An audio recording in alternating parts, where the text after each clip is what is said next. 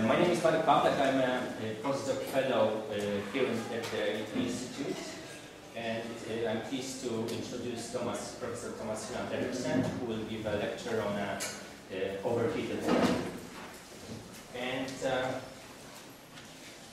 think, Thomas, you are one of the few world-recognized anthropologists who did not graduate from any Anglo-Saxon university, because you obtained your PhD at the University of Oslo, yes? Yeah.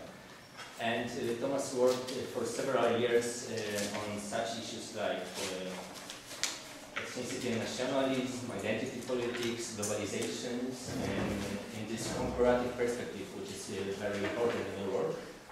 And he did some field work in well, not some, but very long-term field work in Mauritius and Trinidad. But also quite recently, you did a field work in Oslo, in Kulkom project. Kulkom is the acronym for a cultural complexity in New Norway. And it was a project that explored social and cultural dynamics in the contemporary society, Norwegian society, and with this focus on minorities and majorities. And I had a great opportunity to be a sort of visiting researcher during my PhD studies there. And I was conducting a field work among Polish transnational migrants. And the recent projects, overheating, which is like APA, the anthropological history of early 21st century, or pre-crisis of globalization. Yes. Okay. Yeah. So you will talk about this today. Well, it's impossible to present every book that Thomas published, but some of them include Us and Them in Modern Societies, Ethnicity and Nationalism, which is brand new translation in Polish. Small Places, Large Issues, it's running at the moment. Both of these books are also translated. Then Engaging Anthropology, the case for public presence, which personally is one of my favorite. And Globalization, the key concepts, and numerous of articles.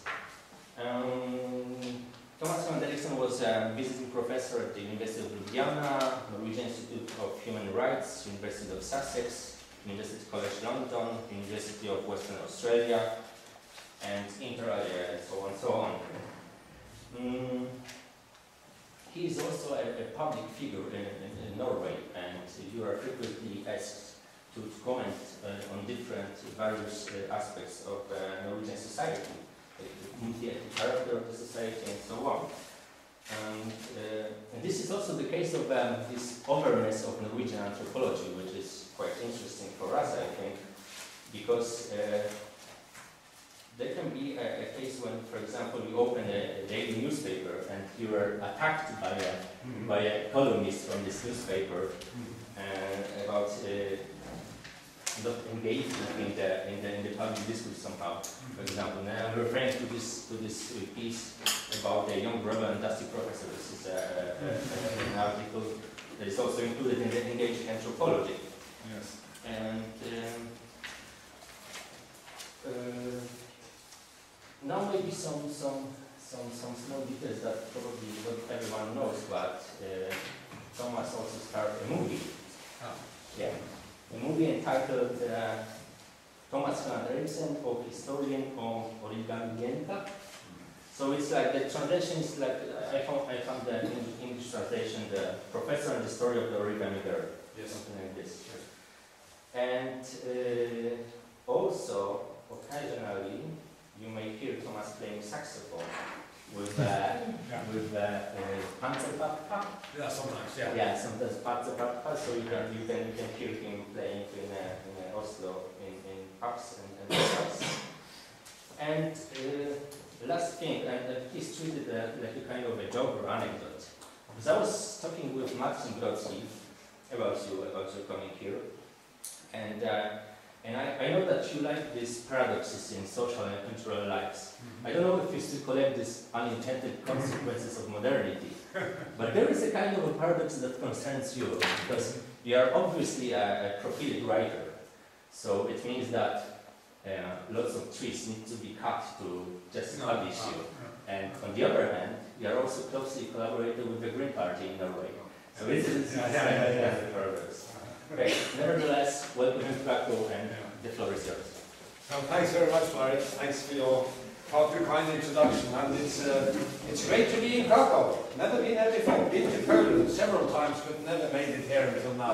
So it's been wonderful to walk around a bit in this fantastic city in this great weather for a few hours this morning, and I'm hoping to return next year with a group of 15-year-olds. My daughter's class, they go on an excursion the last year in lower secondary school when they're 15, and they're very much, they want to go to Krakow. It's first top on the list, in fact, in the class. So probably I'll be there then to make sure that they don't get drunk, and that they get to bed, and that they do some serious stuff in addition to just fooling around. Anyway, what I'm going to talk about is a topic that has interested me for many years, namely to do with questions to do with time and change and consequences of accelerated change. I mean, I wrote a book 12 years ago, which was also published in Polish, called Tyranny of the Moment, which is about some of the unintended consequences of the information revolution. I mean, as Marek quite correctly points out, I mean, in my sort of spare time, but also partly my working time, I've been collecting unintended consequences of modernity. So I first collected the paradoxes of the information technology. Because when we got all this new information technology, starting in the 1980s, continuing in the 1990s and so on, one of the arguments, one of the ideas was that we would get so much more time on our hands because we would get our work done so much more efficiently. That was part of the argument. And as everybody knows, the opposite happens. We've never been more stressed than before we had information technology. And I also collected the paradox of identity, which is much closer to the research that I've been doing for many years, which can be summarized as follows: the paradox of identity, very simply, in a globalized era, that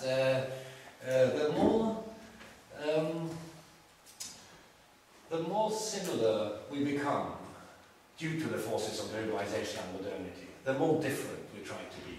This is a feature of identity politics everywhere, that you try to find ways of singling yourself out as different and unique and so on. But the more different we try to be, the more similar we become. Because everybody is trying to be different in essentially the same ways everywhere in the world. It's another feature of identity. And then we're going to collect a couple of other unintentional consequences. I'll just mention them.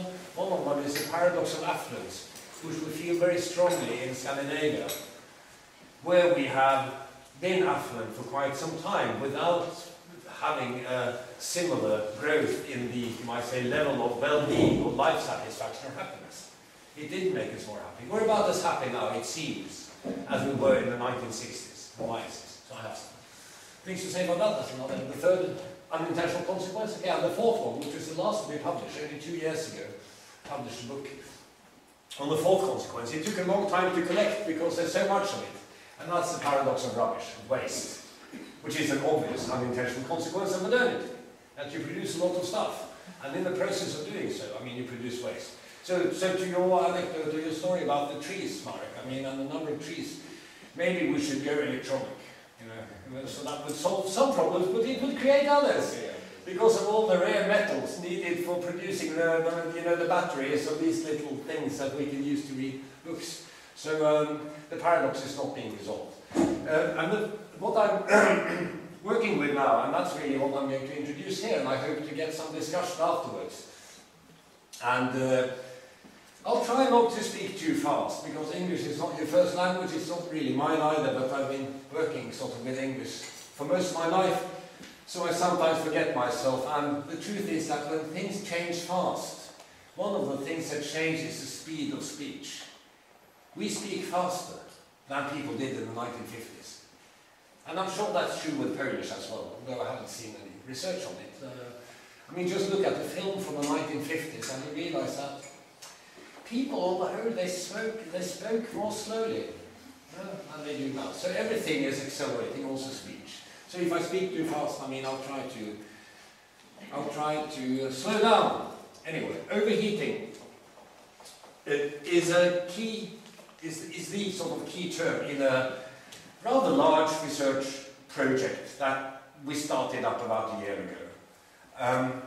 And the key, why is it a good term? I'm using overheating as a metaphor for talking about some salient characteristics of the contemporary world that we should be able to study in a reasonable and sensible way anthropologically. We should do an anthropological study of overheating. It's an aspect of globalization. And it's really a synonym for accelerated change. Change which takes place really fast. There's a huge literature on globalization. Some of it is fairly good. But most of it somehow leaves you, as an anthropologist anyway, with a feeling of being slightly dissatisfied, okay? Slightly dissatisfied. Some of that literature is quite good.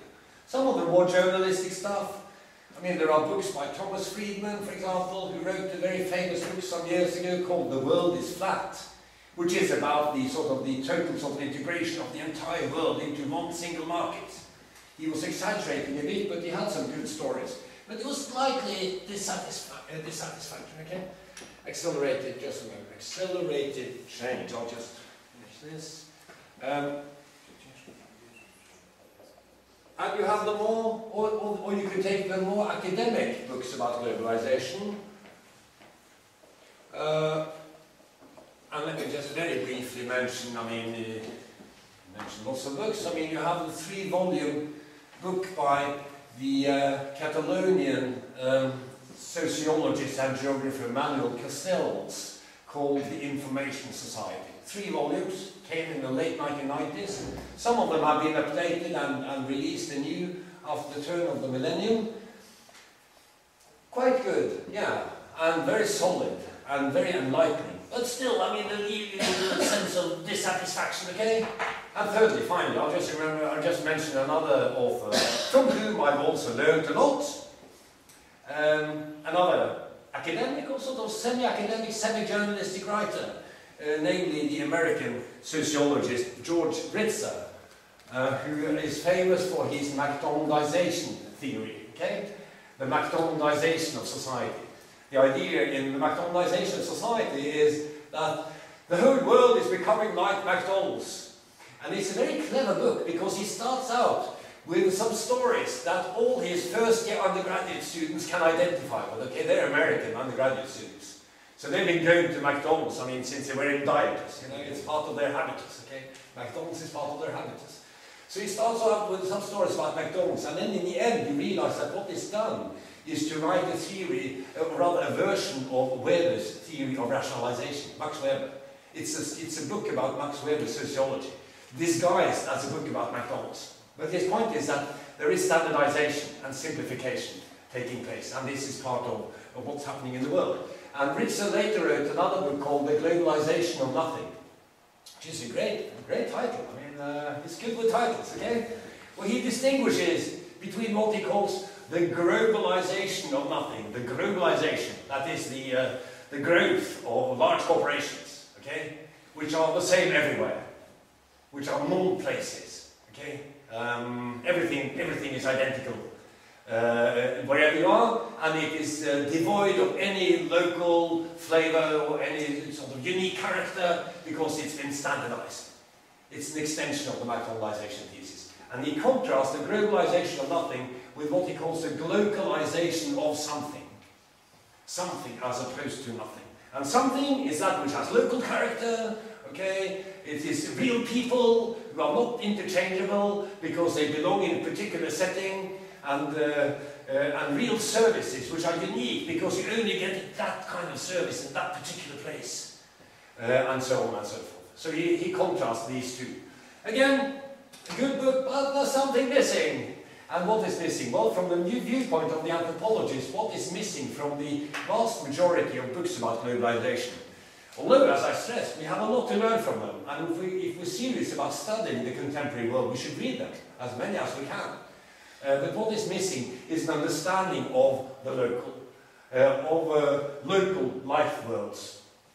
I mean, the fact that, in fact, in order to understand the local life, well, you have to hang around for quite some time.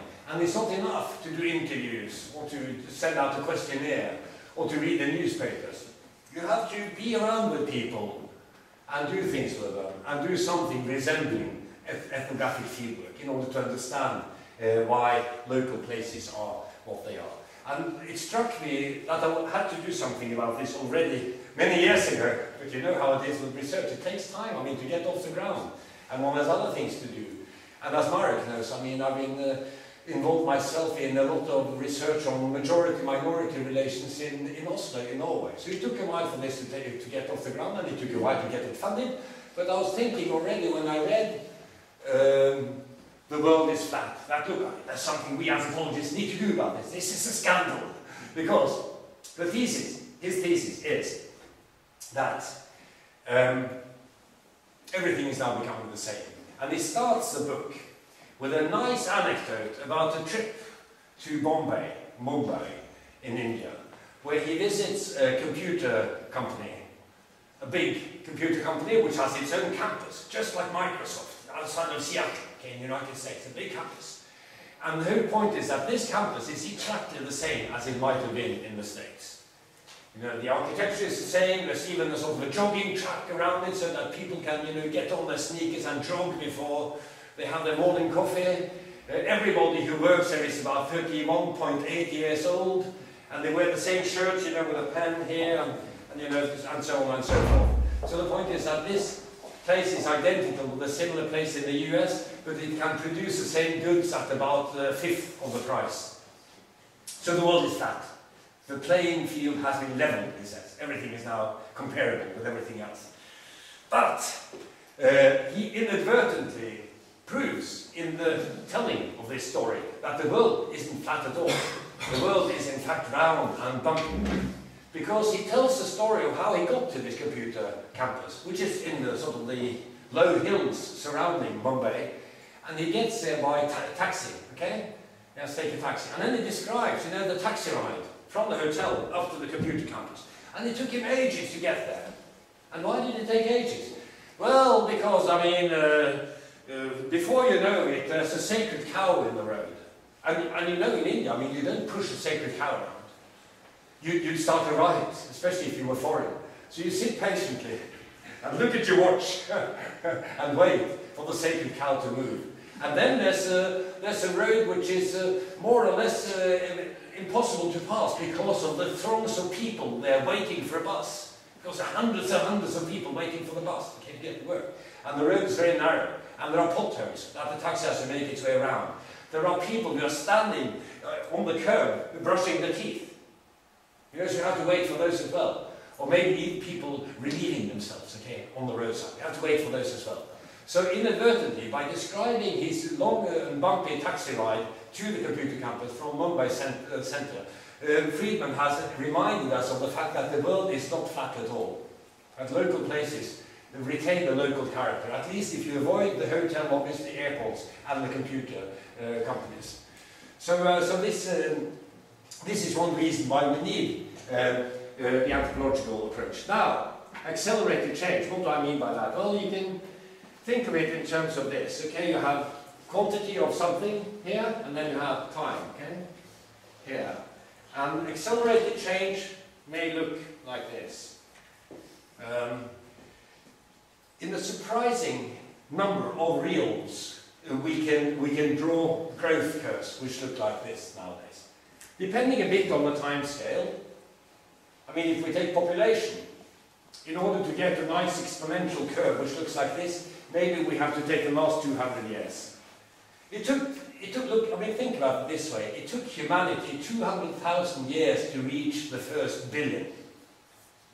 That's a long time, you know? 200,000 years to reach the first billion. From the time when Homo sapiens was more or less ready to go out of Africa, didn't leave Africa for some time still, but we were anatomically modern by around 2,000 years ago. And it took 200,000 years to reach the first billion. Around the end of the Napoleonic Wars, there was 1 billion of us. About 100 years later, there were about 2 billion. and now we're 7 and counting. So in other words, it took 200,000 years to reach the first billion, then it just took another 100 years to reach the second. And after that, it only took another 100 years to reach 7.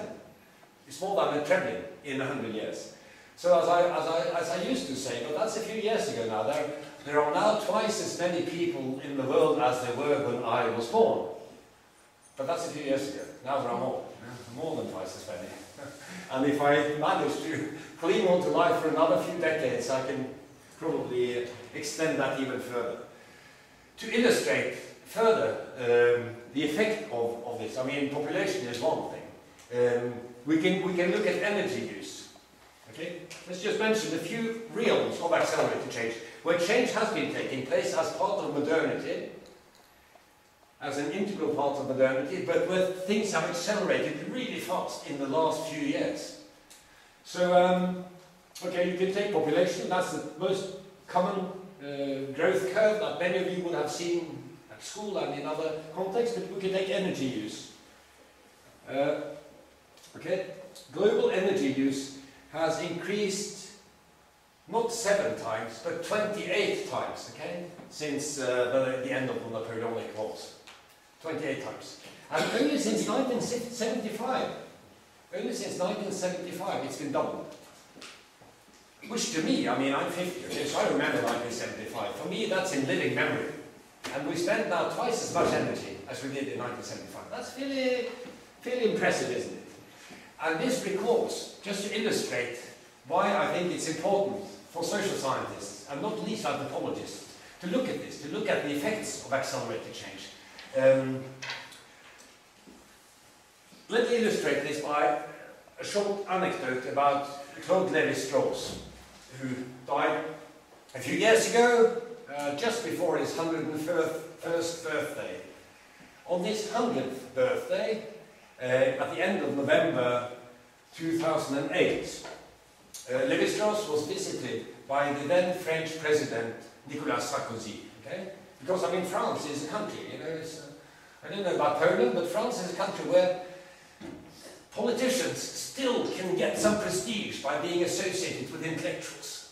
Okay? So Sarkozy more or less invited himself, you know, because he wanted to shine in the reflected light of the great philosophic mind. Okay? Because Lévi-Strauss was, you know, universally admired in French society. So France is different, you know. I mean, don't tell us that the world is flat, okay? In France they respect the philosophers. So the world isn't flat. But anyway, and he visited Lévi-Strauss, and Lévi-Strauss was then 100 years old, right? So he didn't have much to say, but he said a few things. For one, he said that I no longer count myself properly among the living. By this he meant 2 things. One of them was that he felt finished. I mean, he lived for 100 years, he felt that this was fine, and it was enough. But he also meant that the world to which he had devoted all of his intellectual energy was gone. The world of radical cultural difference, of small stateless peoples with their own unique history and their own identity, more or less uncontaminated by the modern world. This world was more or less gone. And that was a world that Lévi-Strauss loved. He didn't like modernity. What I'm saying in my project is the opposite. I'm saying that we now have a golden opportunity for a new form of anthropological comparison, precisely because we're so interconnected. And I have some more things to say about that later on. But that was his view, you know, I mean, my world is gone. And the second thing he said that I noticed was, Le monde est maintenant trop plein. The world is now too full. And by this he not only referred to too many people, although that may have been part of the story, but too many activities, too many people talking at the same time, too many books and journals, too much chattering, too many projects, too much mobility. In other words, what I call overheating, okay? An overheated world, where there is simply too much going on at the same time. I mean, in Lévi-Strauss's ideal world, you would always have the time to sit down and read the Phenomenology of Spirit by Hegel. You can always set aside, you know, a couple of months, you know, to delve into Tolstoy's collected works. Whereas nowadays, we're being, you know, you know that as well as me, we're being interrupted all the time. because there's too much going on. There's too much going on. So, so just a few more before I move on, just a few more illustrations to strengthen the argument that we do live in an era of accelerated change. And I think, in fact, things have been moving even faster only the last 10, 12, 13 years. I mean, take migration. I mean, Marek Hylland has been working with Polish migrants in Oslo. Well, I mean, before the year 2000, there were a few, but not many. And now, in the space of just a few years, the Poles have all of a sudden become the largest minority group in Norway, officially. I mean, registered migrants, not just people moving back and forth, registered migrants. And this has happened like this. In 1990, when I started to write about cultural diversity and migration and multiculturalism in Norway, there were 200,000 immigrants altogether. 200,000, half of them were from the West or OECD countries plus Eastern Europe. That is code for white people, okay? Because you're not allowed to say white people, but everybody knows that's what it means. And the other half were from other parts of the world, mostly Pakistan and Turkey. And 20 years on, or a little more than 20 years on, it has gone up from 200,000 to 700,000. All of a sudden, we've got 700,000 people from other parts of the world who have arrived in various ways. And there are theories of a conspiracy among social democrats who hate their own country and want to destroy it from within, and so on and so forth. Whereas the truth is that, of course, there are other explanations. One of them being Norway's booming economy. But the point is that this kind of mobility, accelerated mobility, and also some forms of sort of transient mobility, that people move a bit back and forth and they don't necessarily settle, has become the order of the day. Leading our colleague in Göttingen, the anthropologist Stephen Wörterek, maybe I should write some of these names down, Stephen Wörterek, to propose the term super diversity to talk about the present stage in world mobility. Super diversity. You can, I'll just mention migration as another term. Of course, there have been mass migration movements before. Of course, there has been mass migration before, but not at the same speed and not in the same way as now. So with super diversity, he means that in a city like London, which has been very diverse for generations, for a long time, you knew where the different groups lived, for example, because they were settled in certain parts of the city. You knew that there was a large Jewish community in a certain part of northern London, near White Hart Lane, okay, where Tottenham plays their home matches. There were people from the Caribbean in Brixton, just south of the Thames, and there were Bangladeshis in Tower Hamlets, and so on and so forth. You knew where they were, and the groups mostly had a connection with the British Empire. You know, they came from the British Empire. Whereas nowadays, he says, Steve Wörterek says, nowadays, I mean, you have people from all over the place, and there's no pattern as to where they live. And many of these people are not even regular migrants. I mean, it's hard to tell what they are. I mean, some of them would be tourists who just forgot to return, I mean, after the end of the holiday. Okay? Some of them would be ex-students, foreign students who have been studying at a nice university, and after finishing their studies, they got a job in the informal sector, and a girlfriend or a boyfriend.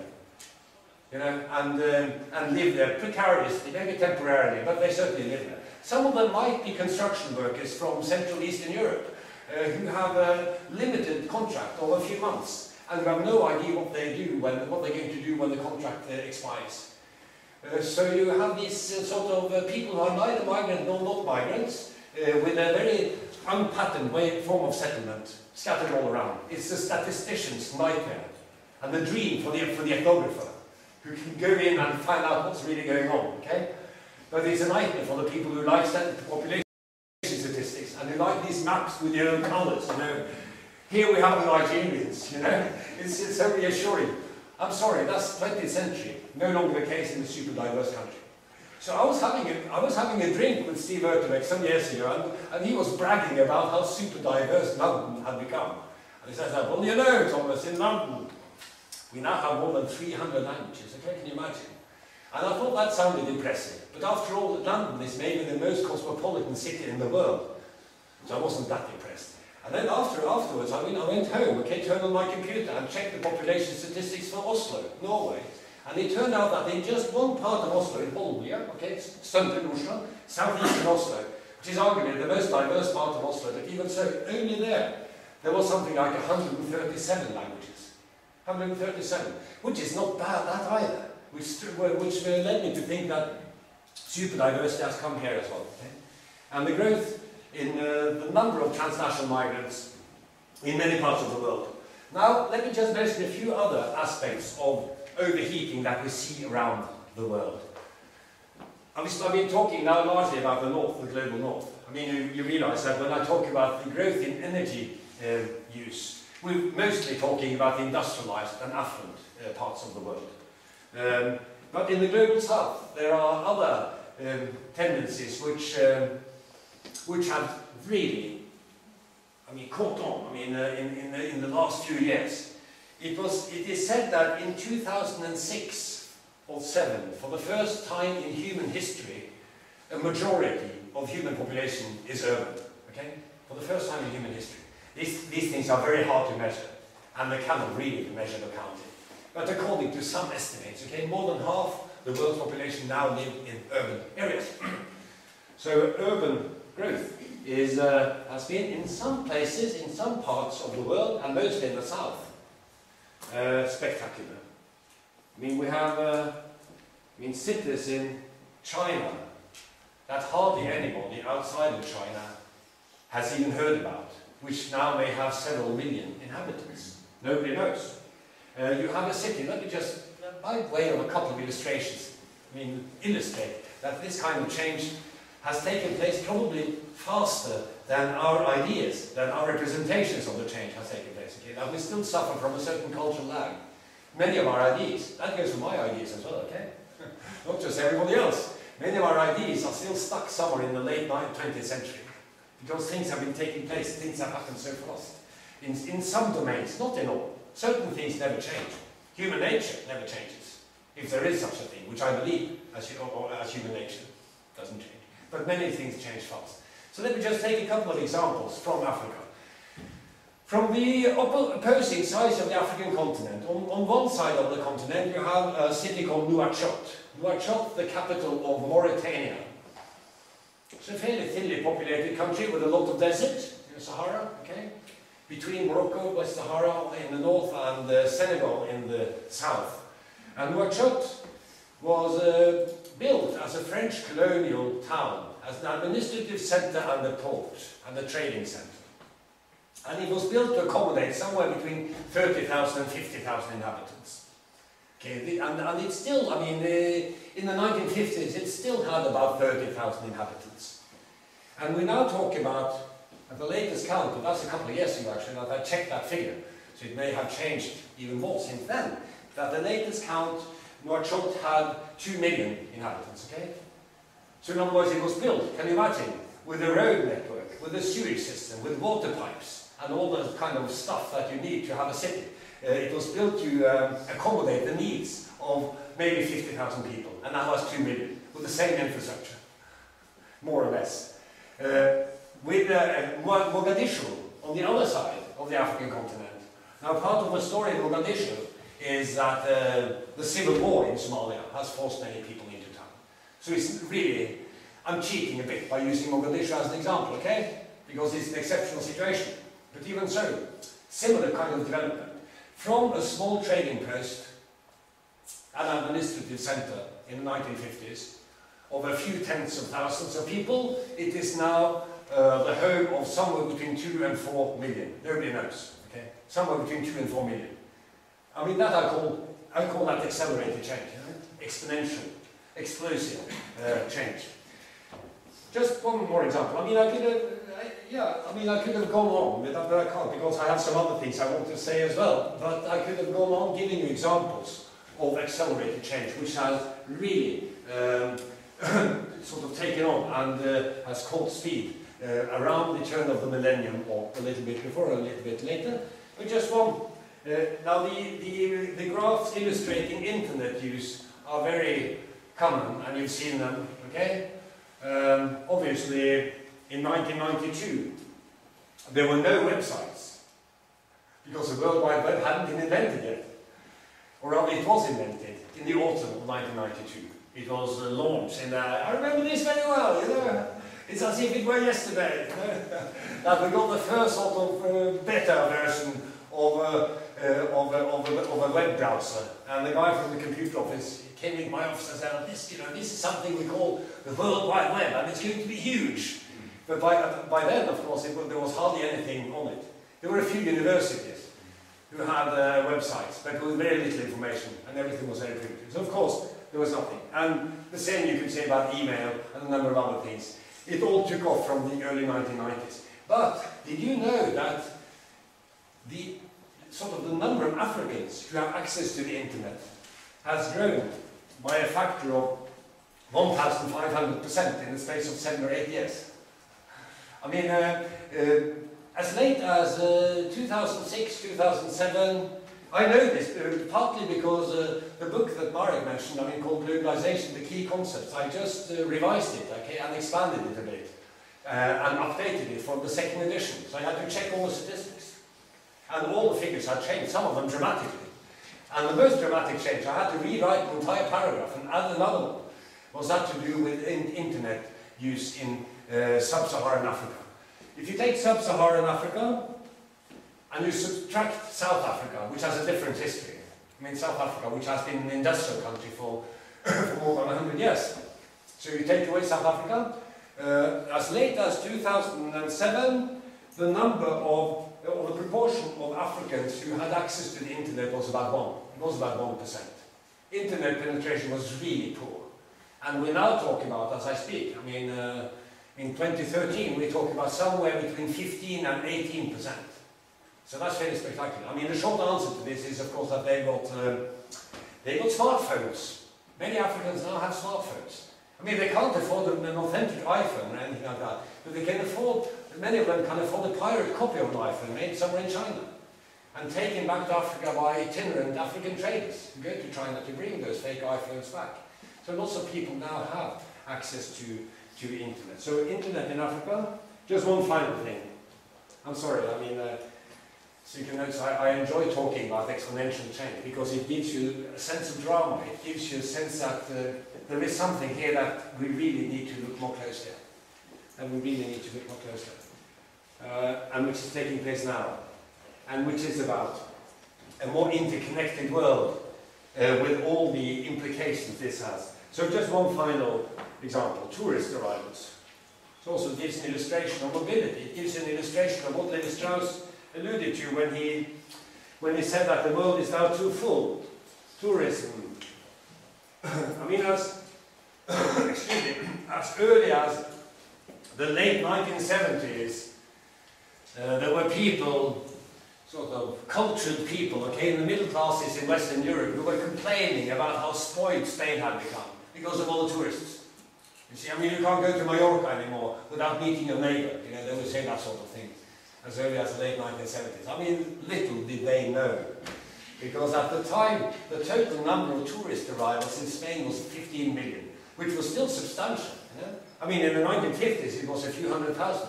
So there'd been a healthy growth from the 50s to the end of the 70s. But this year, I mean, the number of tourist arrivals is about 60 million.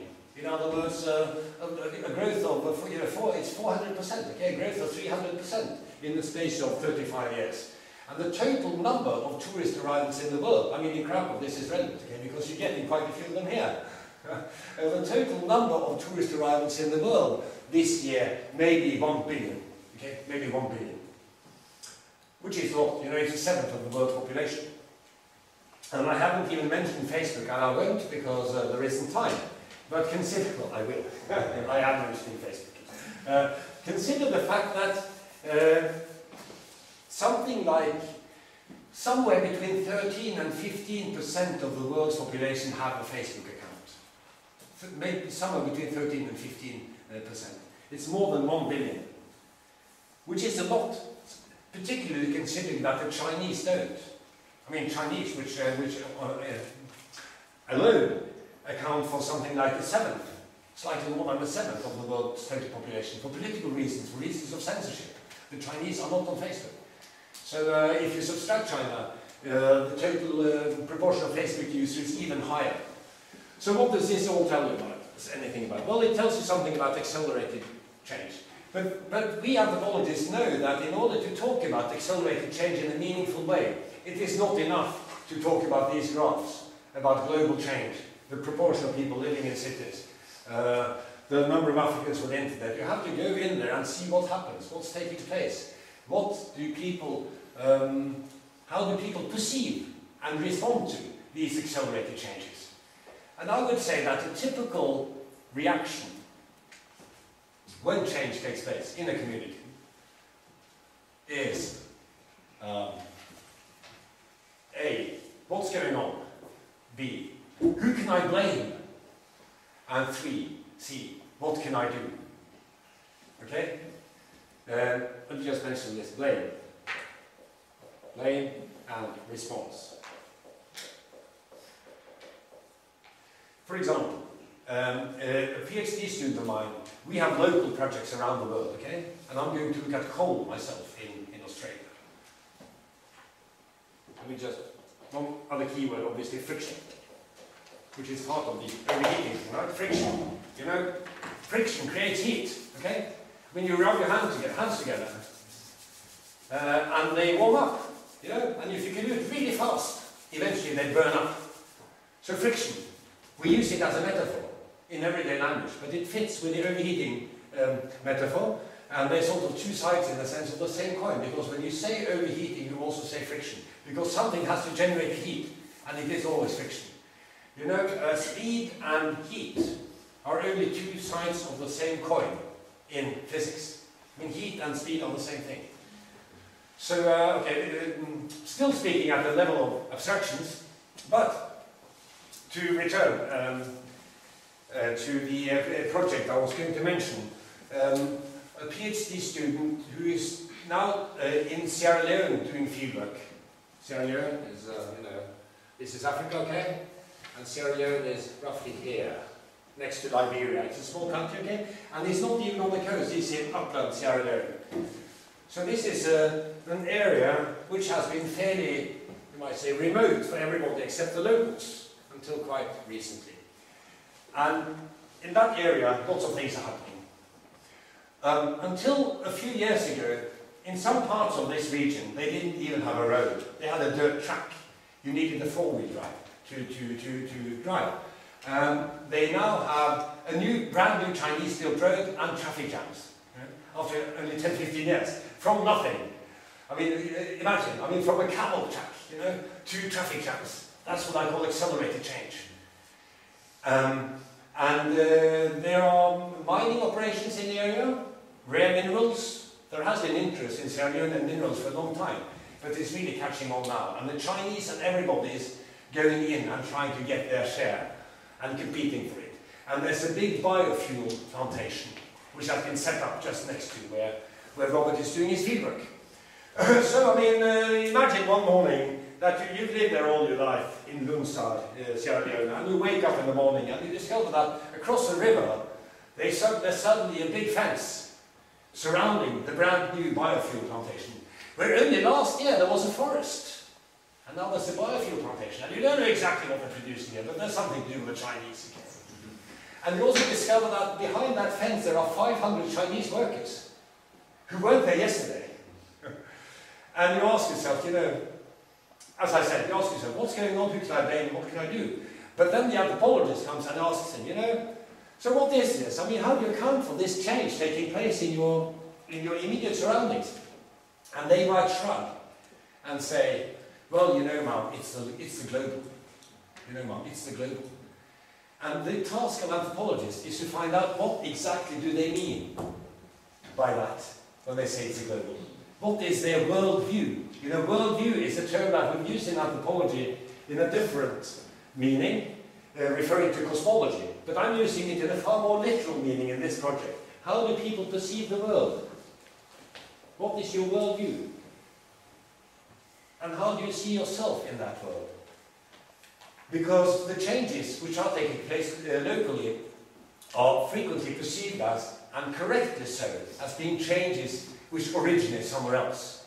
It's not here that the decisions were taken. Somehow it's somewhere else, and somehow it has something to do with, I don't know, the European Union, climate change, the Chinese, you know, the Muslims, but it's not local. It doesn't come from here. So what is this global?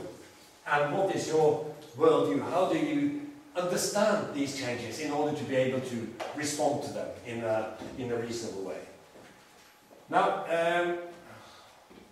we can't do everything, okay? But there are three kinds of accelerated change that we are focusing on in this project, and I'll just mention them so that you know, and maybe say a little bit about them. One of them is environment, climate, which is a very good example of a sort of global change with local perceptions, with local reactions. Now, I'm distinguishing between environment and climate, because environmental changes can actually be quite local. You can do something about it. I mean, if you have a mining operation somewhere which pollutes the groundwater, for example, so that the cattle is poisoned and die, and this is a problematic which you get in some parts of Australia, where I will be doing fieldwork as from next month. Then you can actually do something about it. You can force the mine to behave differently. Or in the highlands of Peru, where we also have a project, in the Andean highlands of Peru, where there is a real problem with people are in fact experiencing climate change, because they notice that the tropical glaciers, you know, the glaciers in the Andes are disappearing with very severe consequences. I mean, for agriculture, because the low-lying areas are very dry, they don't get much rain, so they're totally dependent on that meltwater, okay, from the glaciers in order to cultivate their crops and feed their animals and get a shower and a glass of water in the morning. And so, some time ago, there was a perceptible sort of reduction in the amount of water that they got in one of those villages. There was much less water than there used to be. And even in the taps, you know, you turn on the tap, okay, inside your house, and there was just a trickle. It felt like a very slow internet connection. Just a few drops, you have to wait for half an hour. It's just the feeling I get sometimes when I travel, okay, and you get to poor internet. You have to wait for half an hour just to get your email, and the same thing, just to get a glass of water. So, around the same time, a mine had set up an operation nearby, and started to explore. And as everybody knows, mining requires a lot of water. It takes a lot of water resources, which is one of the real sort of scarce resources in many parts of the world. I mean, water is really, not here, not where I live, but in many places. And you don't have to go that far in order to see the point. So they went to the mining directors and said, look here, you're taking all our water, you must stop doing it, because the water belongs to everyone, and you're not entitled to it, to take all the water. And you know, the mining people just came out and said, well, what are you pestering us about? It's not us, it's climate change. And then the question is, you see, what do you do then? Okay, if you have to blame climate change, where do you go? Should those villages, I mean, these sort of Quechua-speaking Hylland Peruvian villages, should they join Greenpeace? Should they go on the internet and sign a petition? You know, should they write an angry letter to President Obama? You see what I mean? There is an issue here about responses to climate change, which makes it of a totally different order than if you can blame someone local, if you can blame the mining company. And this is why it's so interesting to look at structures of blame in this respect, because it has a lot. Blaming has serious implications for your response, and you know, your interpretation, your response, and your sort of attempt to regain a balance in your life. So the environment, climate, and it's not going away, and it can be observed almost everywhere, and it can interestingly be compared. That's what I mean when I say that we now have possibilities for doing anthropological comparisons, which in my mind are at least as interesting, if not more interesting, than the kinds of comparisons that Levi-Strauss typically carry out. Because we now have these empirically substantial, similar processes going on across the world, but which are being responded to in locally very different ways. Now, what to emphasize, how to perceive it. I've noticed that only in Europe, in Great Britain, there's a vibrant debate about climate change. People talk about climate change all the time, at least certain people do. Whereas in other countries, it's not really on the agenda at all. So that's one. And the other main sort of crisis, or main, you might say, field of accelerated change is to do with economy and finance. I mean, the last financial crisis of any global consequence was the one that started in 2008, led to the bankruptcy of Iceland. But then you had subsequently, I mean, just a few years later, I mean, the so-called euro crisis really erupted. As a reminder, as some of us have spoken about already here, as a reminder of the fact that had they only listened to anthropologists, this may never have happened. Because anthropologists might have been able to tell you that the Greeks and Portuguese are never going to become German. They're not going to be German, even if they get their shared currency. And if you give them that shared currency, in a few years' time you're going to discover that these people are bent on continuing to be Portuguese and Greek. They're not going to become German. So, but anyway, financial crisis, they're also endemic, just like the environmental crisis. The environmental ones are more long-term. Okay, if we think in terms of change, more long-term and more sort of sneaking, harder to assess, more controversial. I mean, one of the most interesting aspects here are the climate change deniers, you know, climate change denial. And climate change denial, in my world, is not the same thing as Holocaust denials. It's not the same thing, because climate change is not necessarily perceived. And there has been a lot of strange weather in the past as well. Only that nowadays we tend to blame all strange weather on climate change, if you see what I mean. So we need to remain clear-headed here. Okay, we're not doing ideology. We're trying to explore what's going on. And I find it quite interesting. Let me just say that. When a few years ago I visited the Seychelles in the Indian Ocean, people were complaining because in the Seychelles there are a very high density of NGOs. Okay? There are lots of international workers who come in and out, and lots of Seychellois who travel in and out and work with international organizations. So they're saturated with a certain sort of UNESCO way of talking about the world and thinking about the world. Okay? And they know what buttons to press in order to get money. So when I was in the Seychelles, people were complaining about the erratic rainfall. They said, I mean, in the past we used to have a couple of rainy seasons and a dry season, and you knew when the rain would come, and nowadays the rain is coming at all times, and you never know when to plant, you know, your crops and that sort of thing. And it's because of climate change. And it's your fault, so you have to do something about it. And they're pointing their finger at me. You people up there, you know. And I said, well, yeah, I'm sorry, you know, I mean, let's see what we can do, you know. I'll write a letter to the Chinese and to Obama and see if they listen. I didn't say that, but you see what I mean. I said, sorry, you know, but then I checked the climate statistics for the Seychelles, which is very easy to do. It's available online. And there hasn't been any change. It's been like this in living memory. It's been quite erratic. They suddenly do get spells of wet weather in the middle of the dry season and so on. But they have learned that the rhetoric and the discourse of talking about climate change, that's a way of talking about strange weather.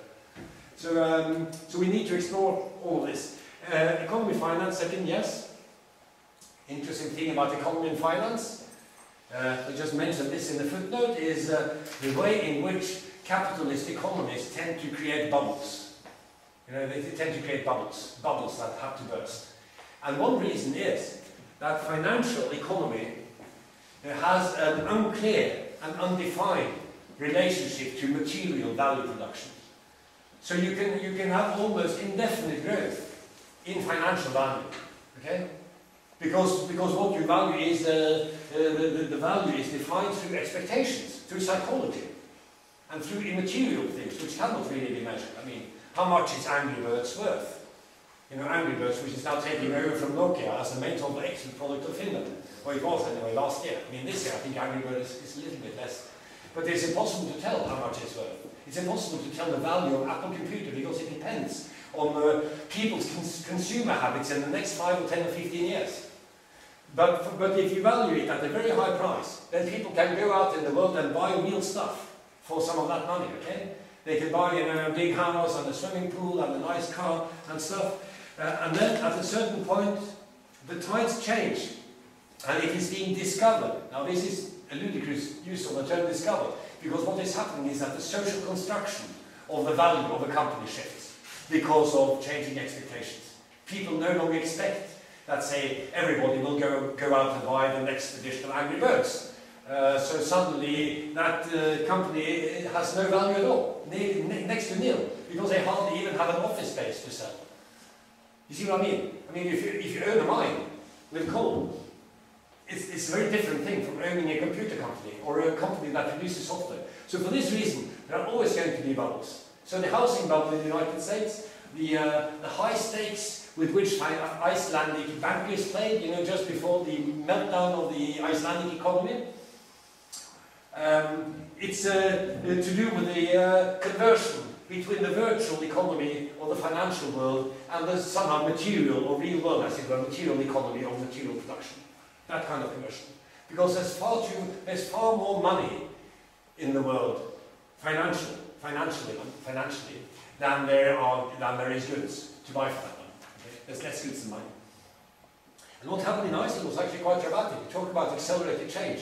A colleague of ours, the renowned Icelandic anthropologist Gisli Pálsson, I'll put about that, Pálsson, was a very interesting anthropologist, and he almost inadvertently, involuntarily, had to start to write about finance. He wasn't really interested. I mean, he's been writing things about fisheries before. Okay? He's been interested in fisheries, and also about nature, the nature-culture relationship, conceptualizations of nature, that sort of thing.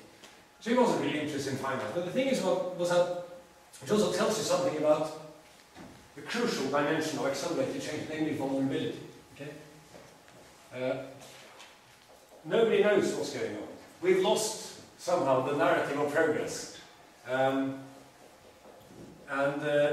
Even the near future can be quite, in some ways, quite unpredictable for some.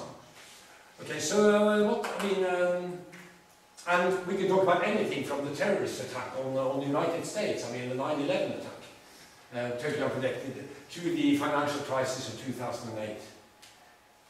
And there was a window in 2008 of reason where some of the smartest economists in the world, because economists were we have to see them as the kind of the religious leaders who created this, who brought us into this trouble. You know? And they're listened to by anthropologists are not, but economists are actually being listened to by governments. And some of the smartest economists in the world, people like Joseph Stiglitz and Paul Krugman, I mean Nobel laureates in the economy, they came out and said, we don't understand what's going on. You know, they were in a state of shock during the financial meltdown, after the subprime mortgage crisis and so on. We don't understand. Our models cannot account for what's going on. So they accepted that their model were not good representations of the real world. So there was this window where you felt that the voice of reason has finally won. But then after about 3 or 4 months, the same guys came out with the same confidence and arrogance as they always had and started to give advice to governments about what to do. But anyway, what happened to Gisli Pálsson was that he was in the autumn of 2008 in Copenhagen, waiting for his flight to Iceland. I mean, and he was in the business class lounge with a few other Icelanders, and suddenly noticed that they all turned very grey, you know, sort of ashen in their faces, and started to talk on the mobile phones, walking back and forth. So we realised that, bloody hell, you know, something's going on. Maybe a volcanic eruption or something has happened, you know, because that sort of thing also happens in Iceland, but it wasn't, you know. It was the total collapse of the Icelandic economy, where a few casino capitalists had played on the wrong horse. You know? They lost, basically. They'd lent, I mean, more than 5 or 10 times the value of the country. And as Gisli says, you know, at that time at the airport lounge, he had no idea as to whether the flight would leave at all, or whether Icelandair had gone bankrupt, or maybe some of the creditors are just taken. We take Icelandair, you know, so there won't be a flight tonight. We'll find out what to do with it, with those planes. At least as a revalue, some planes, you know. We'll take a fishing boat as part of what you owe us, you know, that sort of thing. So he had no idea, A, whether there would be a flight to Reykjavik, and B, whether he would still have a job tomorrow. I mean, well, in the end he did, but there was this fundamental uncertainty even about the near future because of this dramatic meltdown. So there's a lot to be said about this. No time to go into it any further now, because I have to say a few words about the third crisis as well that we're looking at. Environment, climate, economy, finance, and identity/culture. which is what which is a realm where most anthropologists, I suppose, feel more at home. And I certainly do myself, because I spent most of my professional life somehow looking at the dynamics of identity and culture in complex societies. So I won't say much more about that, but I'd just like to point out that in all these three domains, in fact, actors who are involved in various parts of the world, they use overheating metaphors without being aware of it, without knowing it. They use overheating metaphors when they talk about the crisis. In the environment, it's quite clear. One talks about global warming. Okay, global warming. The world is becoming too hot. It's a bad idea, because it will lead to desertification. Economy finance. One also talks about the overheating of the stock markets, the meltdown of stock markets, and the need to cool down the economy. And that's a very typical term. This market now needs cooling down. They just said that about the housing market back home, because prices have been going up too much. And said, well, we need now to cool this market a bit down, because they were afraid of a bubble that would burst. In other words, that houses would become so expensive, people would be lured into taking loans that they couldn't pay, and you'd get, mass bankruptcy and a huge economic crisis. So they use those terms in economy, and with identity and culture, it's also quite clear that one talks about hotheads, you talk about overheated emotions. And one illustration of the vulnerability and the kind of connections that we could be looking for when you look at local responses to global processes or transnational processes. That's what we do. Local responses, what do people do locally? How do they perceive the world? And who they blame and what they do. And one admittedly extreme example, just to illustrate the way of thinking, is the Danish cartoon crisis in 2005-2006. I mean, you would be familiar with that. I mean, back home people are so fed up with hearing about it, so that I can't use that example anymore, but I mean, after all, Poland is not Denmark, so I'll use it very briefly. There was the largest newspaper in Denmark, which is a right-of-centre Denmark newspaper, which was closely allied with the previous government, which was a conservative government, published 12 cartoons depicting the Prophet Muhammad. Okay? Now this was a deliberate act in order to, as the editor said, to test the limits of the freedom of expression in Denmark. But it was also clearly a way of teasing and provoking Muslims in Denmark. But it was intended for domestic consumption. But just as publishing a monograph about people, an anthropological monograph about people far away, does not mean that they're not going to hear about it. Because they will, nowadays. They will hear about it. So you should be careful about what you see. In the same way, you cannot expect these cartoons to stay within the limits of Denmark, because people are transnationally connected. So in the space of a very short time, people across the Middle East and North Africa had heard about these cartoons. There were boycotts. There were calls for boycotts of Danish products, Bang Olufsen stereos, butter and bacon. The old bacon is not relevant for Muslims, but butter and cheese. Okay? So that sort of thing. There were demonstrations outside of Danish embassies. One of them was razed, it was burnt to the ground in Beirut. And in Nigeria, 150 people were killed in a riot caused by the cartoons, caused by the Danish cartoons. So that's what I call overheating and vulnerability and global connectedness. So, in other words, we think that these crises share some patterns which are to do with increased density, acceleration, frictions, and perhaps one could think, oh, I'm sorry about that, I've spoken a little bit too long, but I'm finishing now, so we'll have time for some discussion. Perhaps one could think, at least that's one take on this, the need for shared traffic rules. Because it is said, some people who do research on traffic, who try to model traffic mathematically, I mean, there's one big sort of puzzle, okay? And that is, how do traffic jams develop? Because everybody knows who's been driving somewhere in the countryside that the traffic flows nicely and smoothly and suddenly it stops. And I've had endless discussion with my children about this, trying patiently to explain to them that this does not mean that there is one car at the head of the queue, which is driving really slowly. It's more, it's more complicated than that, It's not one car slowing us all down. It's more complicated, and nobody has quite fully understood it. But it is said by some people who do research on traffic that there are really only 3 kinds of traffic on a highway, on a multi sort of lane highway. You have free flow, where there are few cars on the road. You can drive as fast as you like. You can change lanes if you want to. You don't really have to look in the mirror because there are so few other cars. That would have been the situation before the onset of the Anthropocene. You know the term the Anthropocene from around the year 1800, when we started to exploit fossil fuels in a big way in this world. The Anthropocene is a term coined by some geologists in England to describe that era, that geological era where the human species has sort of dominated totally and left its mark almost everywhere on the planet. So it's the era of the human. So before then, I mean, yeah, free flow we can do pretty much as we like. We could have had nuclear explosions and a lot of sort of pollution, and we didn't really have to bother about recycling our rubbish because there was so much space and so few people, and the planet would recover. That's free flow. The second kind of flow is synchronized flow. Okay? Synchronized flow is when there's a bit of traffic, but it flows nicely. Okay? There's a bit of traffic, but it flows nicely. But you have to look in the rear mirror, and you have to look around it before you change lanes, and you have to adjust the speed, because there are so many other vehicles on the road. But it's okay. You get to your destination in time. And the third is a traffic jam. Okay? When things are virtually at a standstill. And in some of these areas, I mean, we think in terms of this traffic metaphor, that maybe in some areas that we are somewhere between the synchronized flow and the traffic jam.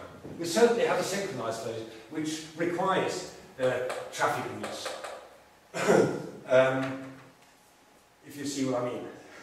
Yeah, well, that's just one of many concepts that we're working with, just to illustrate the way of thinking. The whole point about this exercise is to do, as Marek said, I mean, in his introduction, an alternative, an anthropological history of the early 21st century, where we try to say something substantial about the world as such. But in order to talk about the world, the only way we can do it is by looking at local communities. So we have a community in Sri Lanka where the focus is on food. And that's a big topic. I mean, food is a big topic when we look at global changes. We have another project in the Andes where the focus is on water. One project in northern Canada where the focus is on tar sand. You know, this sort of dirty petroleum that is being exploited in northern Alberta, a huge area. And one project in Australia where the focus is on coal and everything to do with coal, following the code from the port up to the mines and maybe on to the Great Barrier Reef and to China. Well, I'm not going to China, but I'll follow it in my dreams and in my mind, okay, to China, because that's where it ends up. And another project in Sierra Leone where the focus is on land. You know, land as a big scarce resource. The transition to a neoliberal individualized land ownership and what that does to people. And the final project is in the Philippines, where the focus is on labour. Because the postdoc in the Philippines is looking at a new big shipyard which has been built in Subic Bay, which is that area where the Americans used to have the big military base. And now South Koreans have outsourced a huge shipyard. And she's looking at what this does, you know, how people respond to this, this locally. And by looking at these places, plus we're hoping to add a few other places eventually, hoping to get a project in Scandinavia, possibly Norway. We hope to say something substantial about the world as such, but not from the view of the helicopter and the telescope, but from the view of the, you might say, the magnifying glass, by crawling around on all fours and looking at each grain of sand.